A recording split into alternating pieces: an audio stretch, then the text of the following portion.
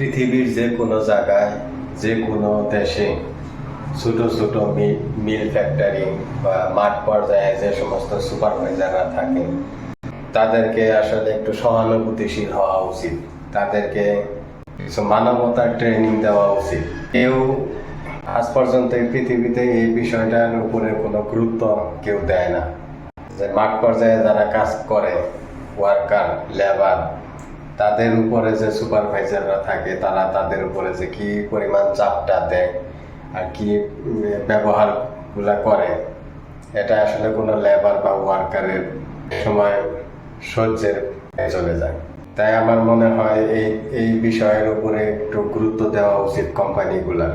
প্রত্যেকটা কোম্পানি বা মালিকের উচিত তাদের মাঠ পর্যায়ের যে সমস্ত সুপারভাইজার বা লাইনম্যান বা লিডারশিপ রয়েছে তাদের উপরে বেশি চাপ না দেওয়া।